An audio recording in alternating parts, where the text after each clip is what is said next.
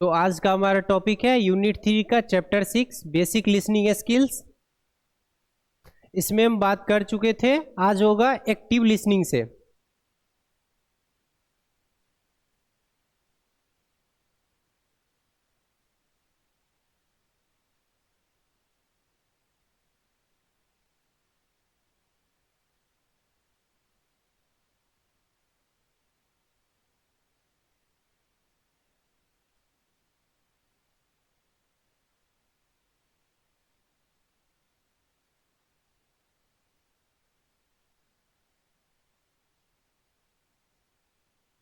ठीक है, तो पहले हम समझेंगे लिसनिंग और हियरिंग क्या होता है। Morning class. जिन लोग का आज फर्स्ट क्लास है वो समझ लेंगे। लिसनिंग में क्या होता है, अटेंशन दिया जाता है। कोई भी चीज सुन रहे हैं, ऐसे तो आवाज फैन का भी आ रहा है, ये नहीं कि वो किसी के साथ भी बाहर में कोई हल्ला करेगा उसका भी आ रहा है, हॉर्न का भी आ रहा है, ट्रैफिक का आ रहा है। फिर हम वो क्या हो जाएगा, हियरिंग, इस पे हम उतना ध्यान नहीं देते हैं।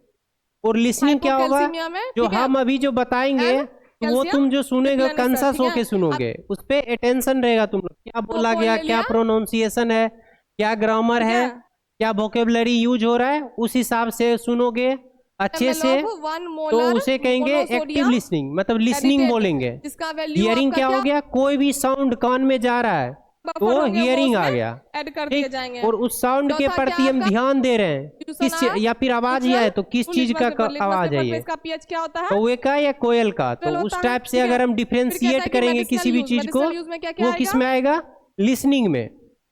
तो एक्टिव लिसनिंग किसे कहते हैं वो देखते हैं आज। Active listening means as it name suggest actively listening.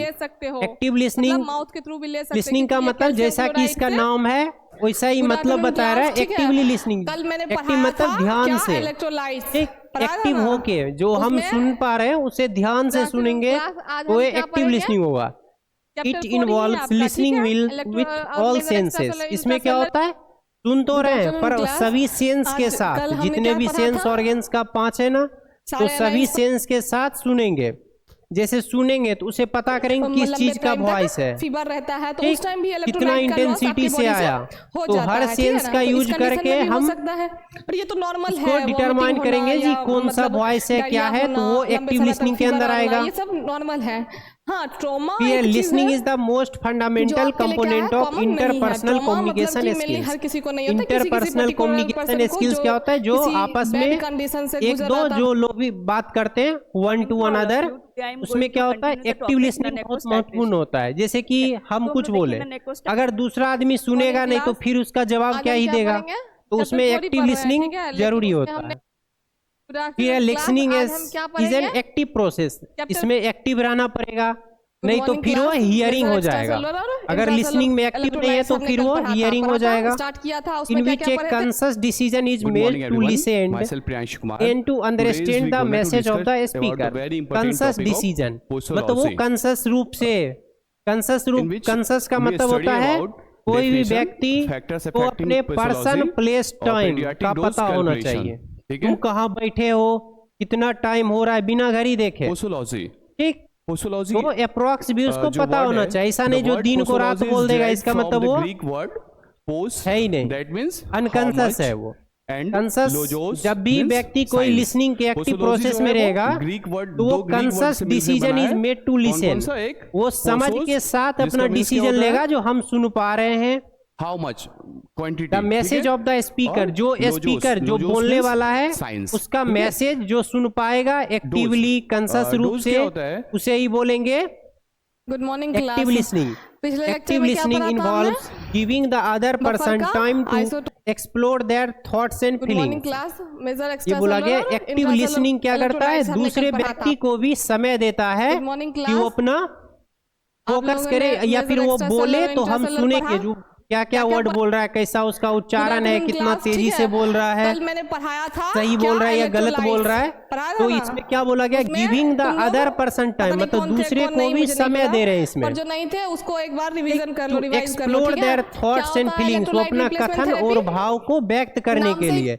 अगर तो दो good जैसे morning देखते हो all of टीवी you. पे I am दो आदमी Prabhakar बहस Kumar करने लग and रहा today I am है, going to एक को take बोलते हैं lecture आप on चुप रहिए nervous और system. फिर दूसरे को ठीक है? मौका देते हैं बोलने तो का। नर्वस जब फिर सिस्टम दूसरा बोलता से है पता तो चलता फिर है उसका नर्वस थॉट्स सिस्टम और होता फीलिंग्स क्या है। बाहर आता तो है। नर्वस सिस्टम क्या होगा, वही एक एक्टिव लिसनिंग भी नेसेसरी arrangement होता of है। अगर nerve एक्टिव लिसनिंग cells नहीं और रहेगा neurons, तो क्या होगा, एक जो सिस्टमिक सामने वाला अरेंजमेंट व्यक्ति रहेगा बोल जो रहा कि है वो आपका समझ ही नहीं पाओगे सिग्नल का अच्छा कंडक्ट मेरे लिए करेगा बोल रहा है या from खराब one बोल रहा है। cell to means signaling cell to target cell तक। ठीक है, फिर है तो एक्टिव आपका लिसनिंग कैन definition क्या है? ऑल्सो ये हमारा nervous सिग्निफिकेंटली system का रिड्यूस द human का नर्वसनेस यू आपका माइट बी means फीलिंग का ड्यूरिंग एन diagram इंटरव्यू। है, जो कि एक्टिव आपका लिसनिंग क्या है, दिखाया गया है। तो रिड्यूस definition क्या होगा, करेगा nervous system का नर्वसनेस को complex network of neurons। Interview के neurons दौरान। जो है ना हम लोग nerve ठीक? cells। अगर इंटरव्यू हो रहा है, तुमसे कोई क्वेश्चन पूछा गया, तुम अगर ठीक से सुनोगे ही नहीं ध्यान से तो क्या हो जाएगा उसका, तुम इंटरव्यू में क्या हो जाओगे, नर्वस हो जाओगे। ठीक, अगर तुम एक्टिव लिसनर हो, अच्छे से सुन रहे हो, ठीक ध्यान से एक्टिवली रूप से, तो तुम इंटरव्यू में नर्वस नहीं होगे, क्योंकि इंटरव्यू में घुमावदार क्वेश्चन पूछता है, दो अर्थ वाला, दो मीनिंग वाला, डबल मीनिंग वाला भी क्वेश्चन पूछता है। तो उस समय अगर तुम्हारा कंसस नहीं रहेगा तो फिर तुम नर्वस होगे और उसका जवाब नहीं दे पाओगे। सिग्नल को कंडक्ट करना। It is a communication technique used in counselling, counselling में यूज होता है, ट्रेडिंग में एंड कॉन्फ्लिक्ट रिजोल्यूशन। मतलब एक्टिव लिसनिंग किस सब चीज में यूज हो रहा है, काउंसलिंग में। काउंसलिंग में जो काउंसलर रहता है वो अपने सामने वाले का बात बहुत गंभीरता से सुनता है, जिसे दिक्कत क्या है, कहाँ पे क्या दिक्कत आ रहा है, किस बात को लेके ये मेंटल स्ट्रेस में है, तो वो काउंसलिंग का सेंस हो जाता है ट्रेनिंग के दौरान। किसी को ट्रेंड किया जाएगा तो उस समय उस व्यक्ति को क्या दिक्कत हो रहा है, अगर उसका ट्रेनर उसकी बात ही नहीं सुनेगा तो फिर उसे ट्रेंड ही नहीं कर पाएगा। ठीक, तो वहां एक्टिव लिसनिंग जरूरी है। फिर है कन्फ्लिक्ट रिजोल्यूशन। कन्फ्लिक्ट रिजोल्यूशन जैसे कोर्ट में देखते होगे, जज साहब क्या करते हैं, अच्छे से सुनते हैं दोनों पक्ष की बात, एक बार इसका मौका तो एक बार उसका मौका, तो दोनों पक्ष की बात सुनने के बाद ही निर्णय आता है। कंप्लीट रिजोल्यूशन मतलब आए झगड़े में भी एक्टिव लिसनिंग का रोल होता है। अगर अच्छे से नहीं सुनेंगे तो गलत फैसला करके जो हमारा आगे बढ़ा दिया जाएगा। फिर है active listening requires that the listener fully concentrate. Fully concentrate रहेगा, पूरा ध्यान देगा लिसनर, सुनने वाला, अंडरस्टैंड समझेगा, रिस्पॉन्स करेगा, then remember what is being said, और क्या बोला गया उसे याद भी रखेगा। एक्टिव लिसनिंग में active listening is the process an individual secure information from another individual or group. इसमें क्या होता है, एक्टिव लिसनिंग में जो यह एक प्रक्रिया है जिसमें एक व्यक्ति सिक्योर इंफॉर्मेशन करेगा, अपने इंफॉर्मेशन को एक व्यक्ति से दूसरे व्यक्ति में या ग्रुप में भेजने के लिए या फिर ग्रुप की बातों को सुनने के लिए एक्टिव लिसनिंग जरूरी होगा। किसी भी इंफॉर्मेशन को एक से दूसरे के पास जाने के लिए एक्टिव लिसनिंग जरूरी है। अगर हम कुछ बोल रहे हैं, तुम सुनोगे ही नहीं तो कोई मतलब ही नहीं है मेरे मैसेज का। फिर active listening not only means focusing fully on the speaker but also actively showing verbal and non verbal science of listening. Active listening सिर्फ फोकस नहीं करता है जो स्पीकर पे, सिर्फ स्पीकर को देख के हम नहीं समझे कि तुम एक्टिव लिसनर हो। एक्टिव लिसनिंग का मतलब होता है शोइंग वर्बल। वर्बल मतलब शब्द का यूज, यस सर करते हो तो वो क्या हो गया, शोइंग वर्बल रिस्पॉन्स। और नॉन वर्बल रिस्पॉन्स में क्या होता है, ऐसे हेड को करना, हाँ समझ रहे, ठीक, तो ये नॉन वर्बल रिस्पॉन्स है। फिर है साइंस ऑफ एक्टिव लिसनिंग। क्या सब साइन होगा एक्टिव लिसनिंग का। कोई व्यक्ति अगर सही से एक्टिव होके सुनेगा तो अगर हंसने का बात आएगा, हंसी टाइप का बात आएगा आगे, तो वो हंसेगा, स्माइल देगा। ठीक, आई कांटेक्ट, जो झूठ नहीं बोलेगा वो आई कांटेक्ट में बात करेगा। फिर है पोस्चर का, अब हम इधर बोल रहे हैं, पता चला एक कोई ऐसे घूम के बैठा हुआ है या फिर कोई गेट के बाहर देख रहा है तो उसका पोस्चर सही नहीं है। ठीक, तो पोस्चर का भी ध्यान दिया जाता है। ये सब चिन्ह है जो एक्टिव लिसनिंग कर रहा है या नहीं कर रहा है, स्माइल, आई कांटेक्ट और पोस्चर सही है नहीं। फिर है मिररिंग। मिररिंग का मतलब समझो, जैसे आईना को देखते हो, मिरर को, ठीक, तो उसमें देखते कहाँ कहीं कोई दिक्कत तो नहीं। इसी तरह जैसे जो स्पीकर होता है जो बोल रहा है, उसके हाथ के मूवमेंट, फेशियल एक्सप्रेशन सबको देखना पड़ता है, तब तुम एक्टिव लिसनिंग में आओगे। उसके बाद डिस्ट्रैक्शंस, डिस्ट्रैक्शन हो गया, जिस समय एक्टिव लिसनिंग तुम कर रहे हो, पता चला बीच में कोई गाना बजा दिया, तुम्हारा ध्यान भटक गया, तो एक्टिव लिसनिंग के दौरान डिस्ट्रैक्शंस को भी दूर रखना चाहिए।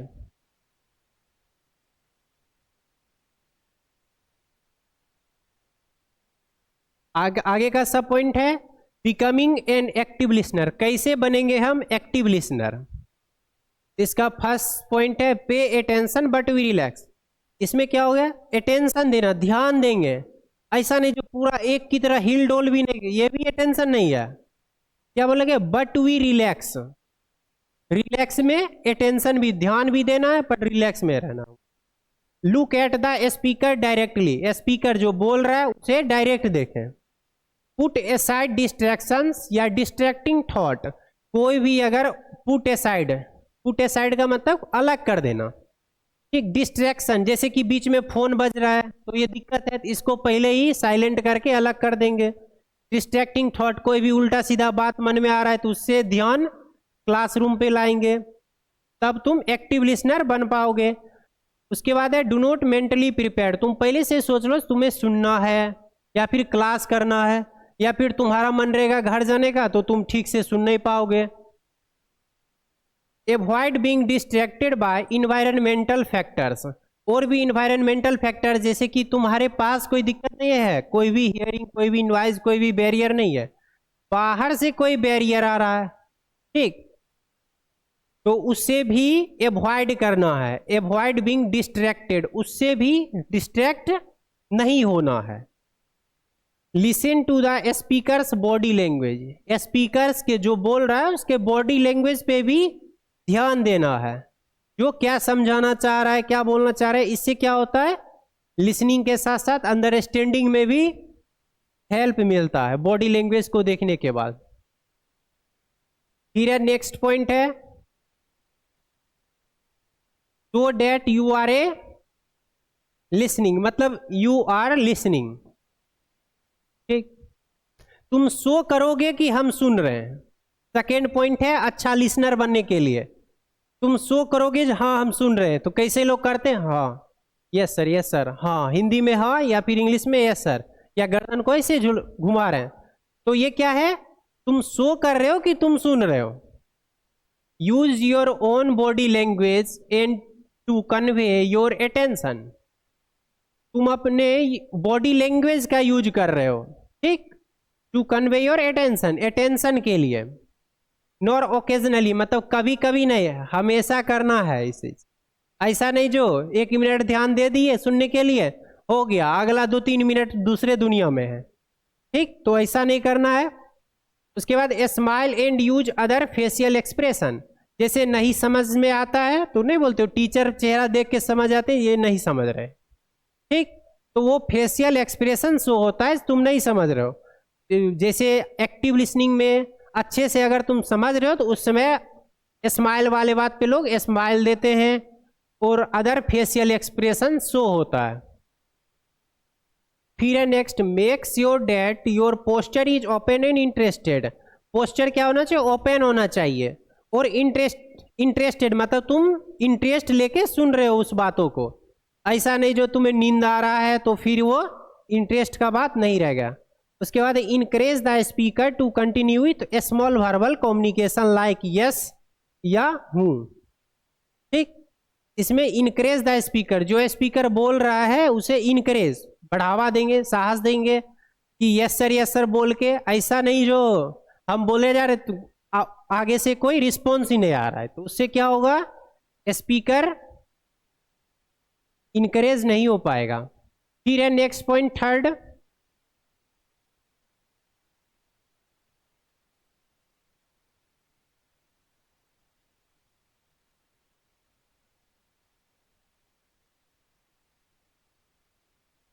फिर है प्रोवाइड फीडबैक, क्या समझ रहे हो, नहीं समझ रहे हो, क्या सुन पा रहे हो, नहीं सुन पा रहे हो, तो उसका फीडबैक भी देना अनिवार्य होता है। Our personal filters, assumptions, judgements and belief can distort what we hear, जो तुम पहले से पूर्व अवधारणा है, पहले से जो तुम समझ चुके हो या फिर पहले से जो सुन चुके हो, कहीं ऐसा तो नहीं ये टॉपिक तुम्हारा पुराने समझ को दिक्कत दे रहा है।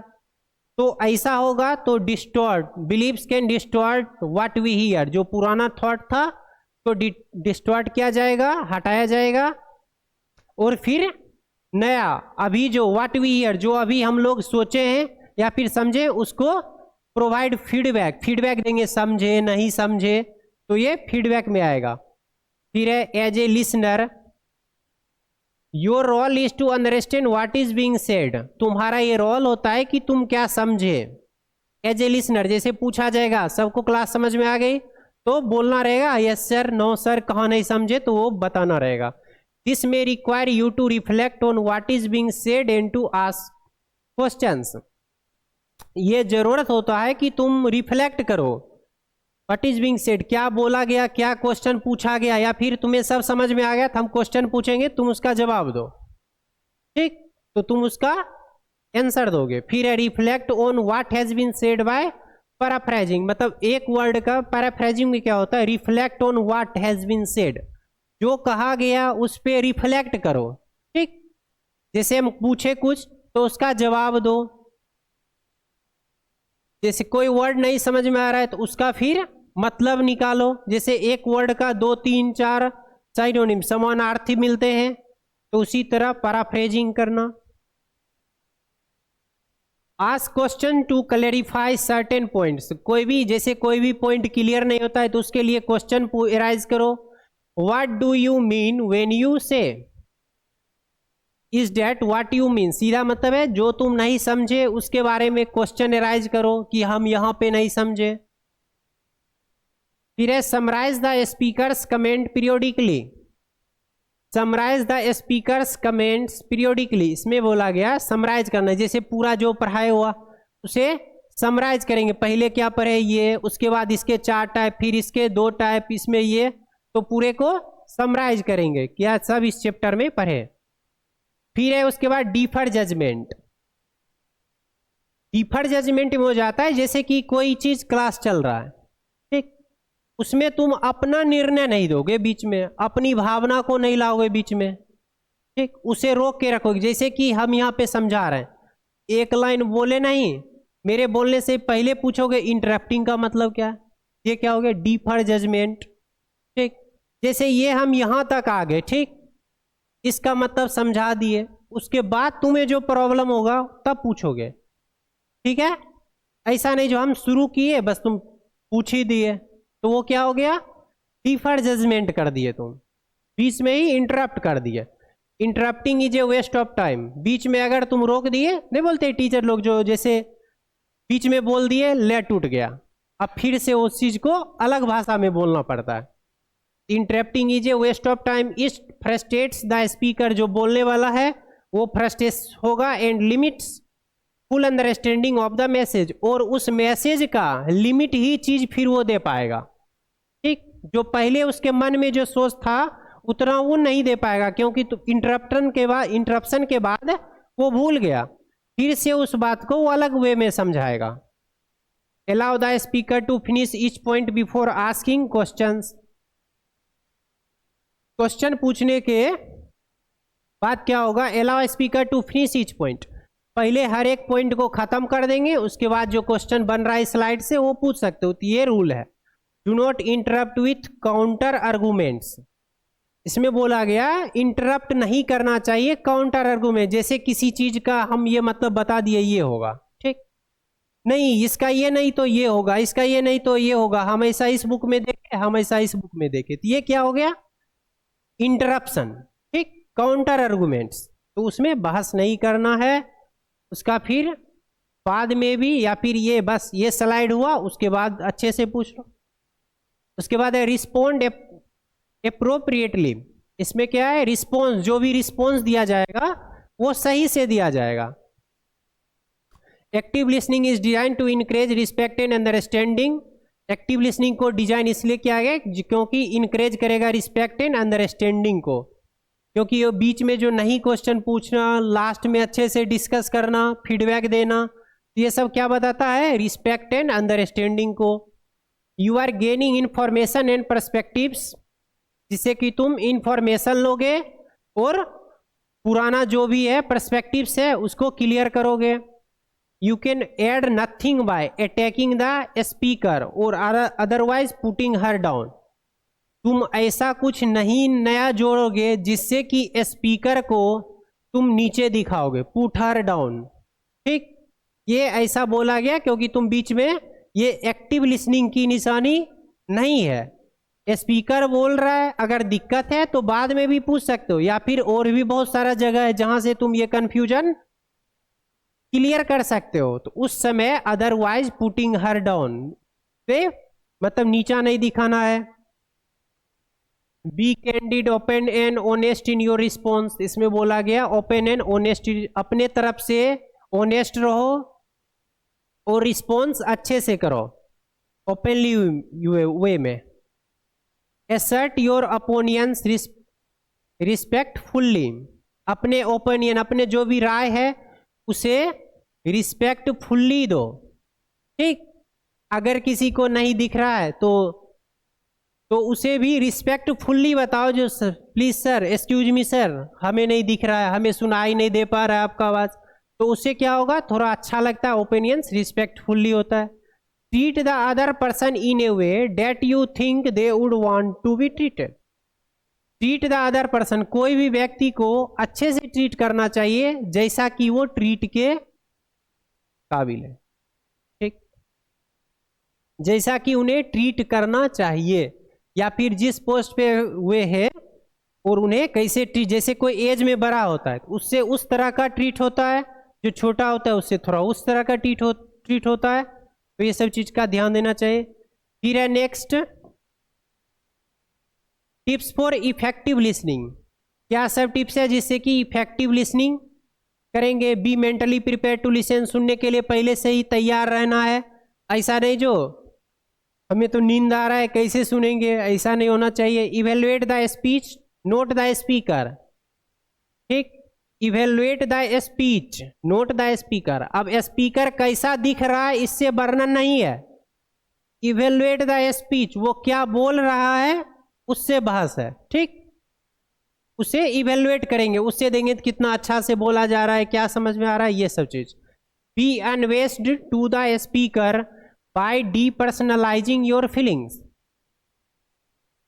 बी अनवेस्ड, इसमें क्या बताया गया, बी अनवेस्ड मतलब किसी भी निर्णय जो होता है टू द स्पीकर, कोई भी निर्णय जो स्पीकर के लिए लेंगे, बाय डीपर्सनलाइजिंग योर फीलिंग्स, अपने फीलिंग को सोच के, जो ये जो हम कोई भी निर्णय ले रहे हैं, निष्कर्ष निकाल रहे हैं, उसका क्या असर पड़ेगा। डीपर्सनलाइजिंग योर फीलिंग्स, अपने फीलिंग्स के हिसाब से उसका क्या असर हो सकता है। उसके बाद है height distractions by closing of sound sources. जैसे कोई बगल अगल से हल्ला हो रहा है तो उसका गेट लोग लॉक कर लेता है, तो क्या बोला गया, क्लोजिंग ऑफ साउंड सोर्सेज, जहां से हल्ला होगा उसे बंद करेंगे, जैसे फोन को साइलेंट करना। बी ओपन माइंडेड, खुले मस्तिष्क को रखेंगे, जो स्पीकर बोल रहा है वो सब हमें समझ में आएगा।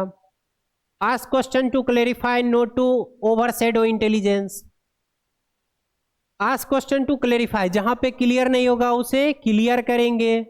And not to overshadow intelligence, और ऐसा नहीं जो हम जो पहले से मन में रखे हुए हैं नहीं समझे तो भी चुप है, तो इसे नोट टू ओवरशैडो इंटेलिजेंस, अपना जो है बुद्धि उसे कोशिश करेंगे जो क्लियर हो जाए, कोई भी कंफ्यूजन मन में ना रहे। उसके बाद paraphrase from time to time, मतलब पैराफ्रेज का मतलब एक वर्ड के लिए दूसरा वर्ड जो यूज करेंगे, ठीक है, उसे टाइम टू टाइम करते रहना चाहिए। लिसनिंग में send appropriate non verbal signals time to time. Non verbal signal समझ ही रहे हो, उसमें बोल के कुछ नहीं करना है, बस सर हिलाना है या फिर हाँ का रिस्पॉन्स देना है, नहीं समझे तो ऐसा रिस्पॉन्स देना है। फिर है general tips to improve your listening, everyday sound can be disturbing.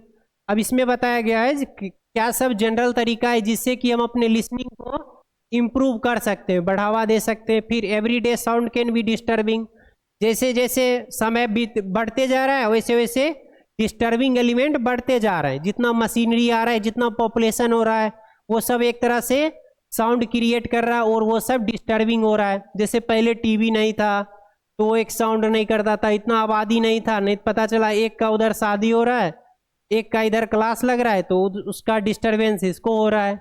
तो पहले उतना कुछ भी नहीं था। तो जैसे जैसे everyday sound can be disturbing, जैसे जैसे बढ़ते जा रहा है आबादी सब कुछ, वैसे वैसे डिस्टर्बेंस भी बढ़ते जा रहा है। फिर है TV and radio sounds because of background noise experience in music. TV और रेडियो का साउंड क्या होता है? Because of background noise experiencing music. जैसे कि हम लोग जिस समय म्यूजिक का एक्सपीरियंस ले रहे होते हैं, उस समय टीवी और रेडियो से म्यूजिक का एक्सपीरियंस लेते हैं, तो क्या करता है, अपने इम्प्रूव करता है लिसनिंग को। कैसे कि जैसे कि कोई टीवी और रेडियो बजा दे और उस समय हम कहीं बात करें, तो उसमें क्या होगा, सामने वाले को लिसनिंग में दिक्कत आएगा। तो उस समय इस बात का ध्यान देना है कि बैकग्राउंड में टीवी और रेडियो का साउंड है नहीं है इस चीज़ का। फिर वही सेम चीज़ लिसनिंग के समय टेलीविज़न का, इन द कार में रहते हैं व्यक्ति तो कार का खुद साउंड होता है। साउंड जैसे शीशा लगाने के बाद ट्रैफिक में तो साउंड कुछ अच्छा ठीक रहता है अंदर, नहीं तो ऐसे खुद साउंड रहता है ट्रैफिक का, तो उसमें भी लिसनिंग सही से नहीं होगा उसमें। फिर है सोशल गैदरिंग। सोशल गैदरिंग क्या होता है, जैसे कि कहीं जैसे मेला का जगह है, साउंड बज रहा है, इधर से अलग गाना चल रहा है, उधर अलग गाना चल रहा है, लोग बीच में अलग हल्ला कर रहे हैं, तो उसमें क्या होगा, सुनने में दिक्कत आएगी। रेस्टोरेंट्स एंड पब्स, रेस्टोरेंट जहाँ पे ज़्यादा पॉपुलेशन होगा तो वहाँ पे दिक्कत आएगा। फिर है अटेंडिंग लेक्चर्स या मीटिंग। अटेंडिंग लेक्चर्स और मीटिंग के दौरान अगर कोई डिस्टरबेंस आएगा तो उसमें लिसनिंग में प्रॉब्लम आएगी। थैंक यू क्लास, मिलते हैं अब नेक्स्ट चैप्टर 7।